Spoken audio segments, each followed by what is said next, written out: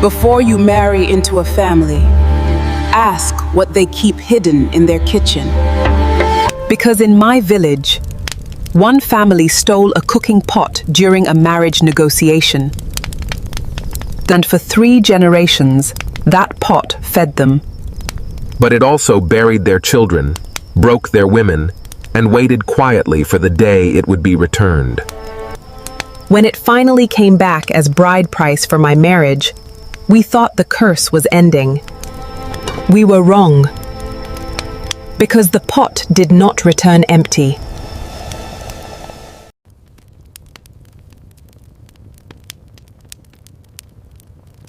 Long before I was born, before the tarred roads and the noisy buses and the phone masts that rose like stubborn trees, my great-grandmother, Neka, lived at the far end of Umuochi village, close to the stream, the Ogilisi Grove.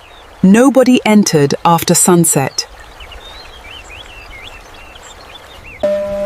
She had one daughter, Adana, who had been married off young to a man from the next village.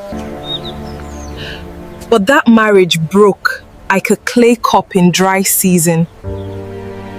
The man was cruel, and though people told Adana to endure, she returned home one rainy season with a baby tied to her back and silence inside her mouth. That baby was my grandmother.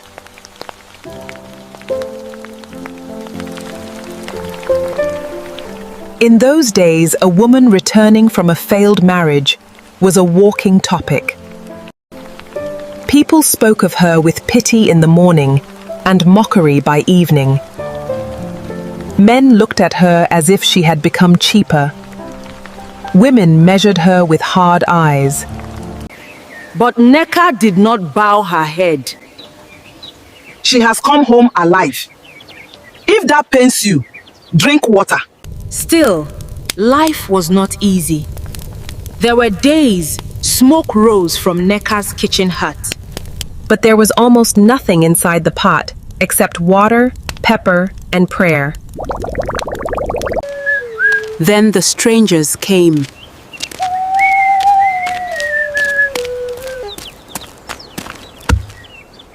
Neka was pounding cocoyam when she saw them. We are hungry. In those days, even poor people knew shame. But these women asked, as if they knew something Neka did not know. She looked at them, then at the little food she had. There was only enough for her family. For 1 second, she hesitated. Enter. Mama, what will we eat? Neka did not answer her. She gave them everything she believed was there. But when she looked again, there was still soup inside. Hot, fresh, full. They ate without a word. She served Adana next, then the child, then herself. Still the soup remained. The first old woman finished eating and stood and said, A hand that opens in hunger will not be empty in famine. Guard what feeds you. What is taken in the name of marriage does not always belong to marriage. Before Neka could ask what that meant, the women stepped out of the compound. They were gone.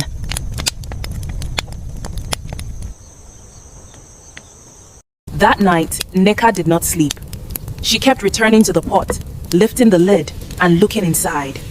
Each time she found enough food for one more person. Not for a feast, not for a crowd, but enough. Always enough.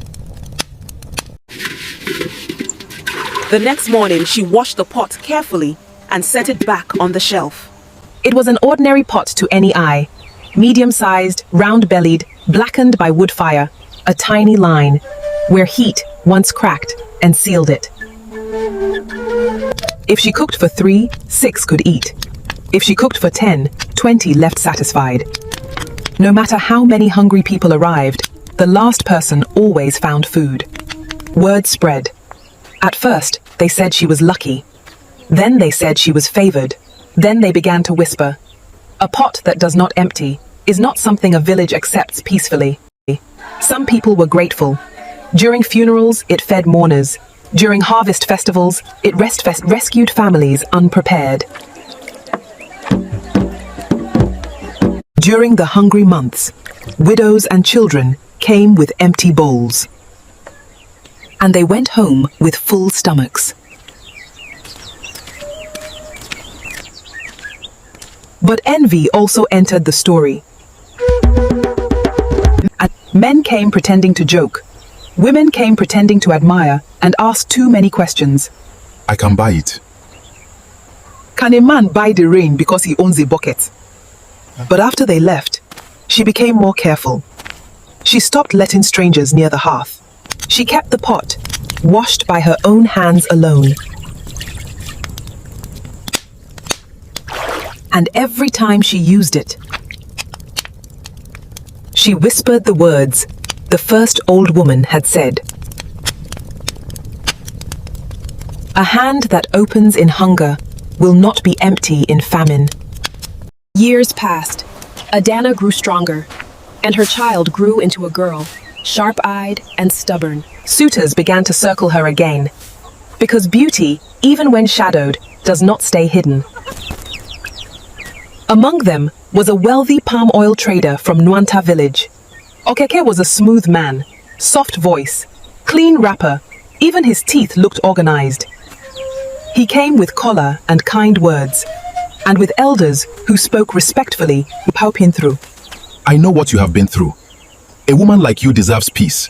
I will treat you and your child with honor. People liked what they heard. Even Neka, who trusted slowly, softened toward him. But there was one thing nobody knew. Okekene's people had heard about the pot. His grandmother, as a girl, once passed through Umochi, and she saw Neka feed many. She went home with the story. And in that family, it stayed alive like hidden fire. By the time Okeke came to seek Adanna's hand, his mother had warned him. That house has something. Do not return empty-handed. At first, he only wanted the woman. Then, during one evening visit, he saw the pot with his own eyes. He had come early. Neka was not home. Adana was outside, washing clothes. Okeke bent and looked inside the pot. There was not much in it, just beans and plantain, enough for the house. But while he watched, more people came. Each person was served, and each person ate.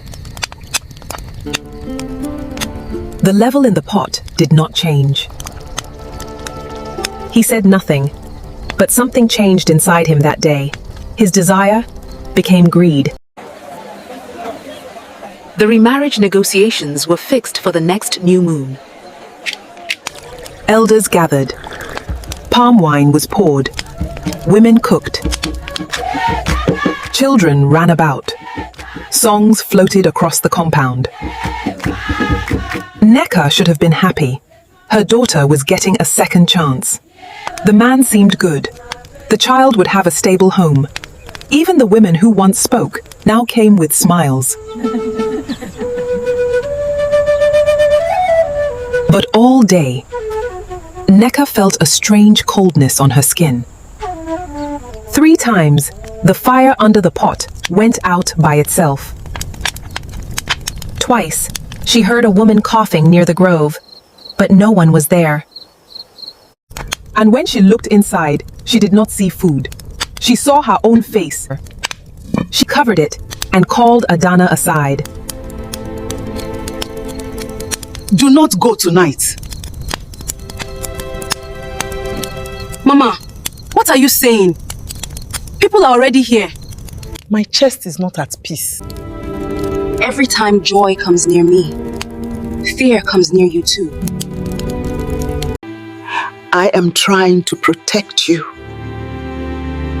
From what? A man that has shown me kindness, a life outside shame. Must I stay in your backyard forever because one marriage failed?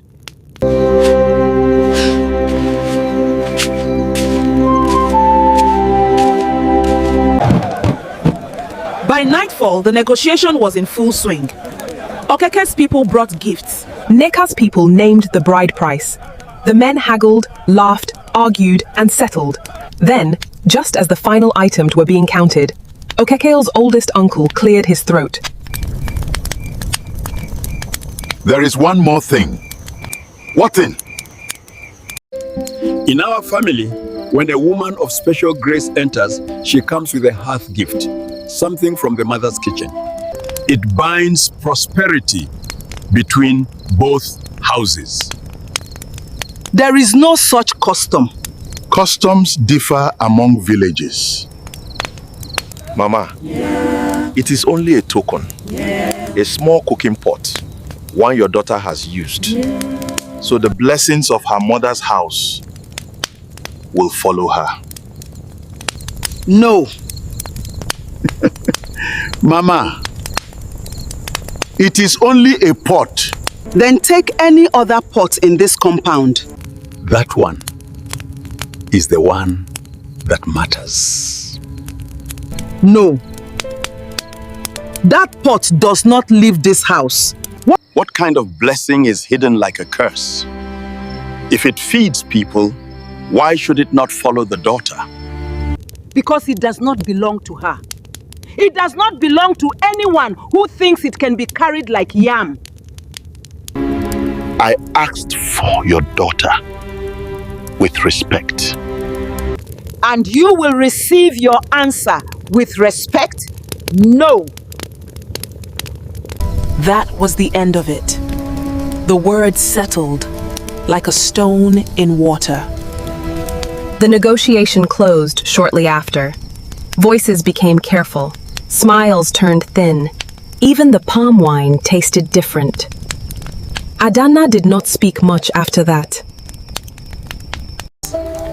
But later, as the compound emptied and night settled in, she found her mother by the kitchen. You knew they would ask. They were not asking for me. They were asking for what feeds me. A man who cannot separate the two will one day eat both. Adana said nothing. Inside the hut, the pot sat where it always sat, silent. That night, the village slept, or pretended to. The moon was thin.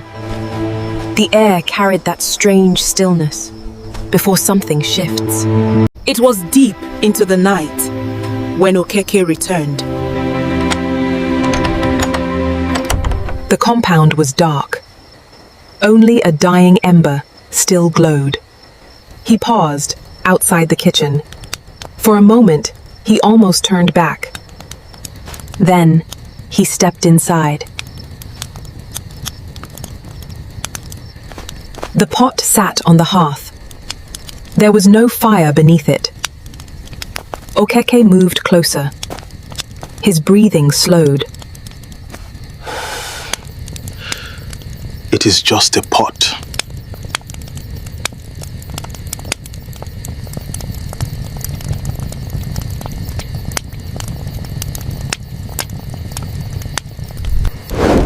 A hand that takes in darkness will not release in daylight.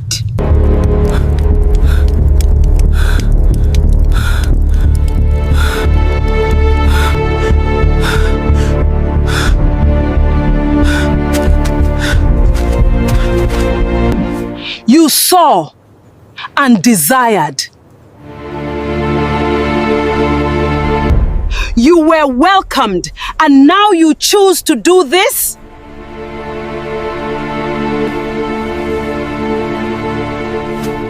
I am marrying into this house. Marriage is not ownership. This pot feeds. It should not remain in one place. So you will carry it and call that justice. I will take care of it. Leave it.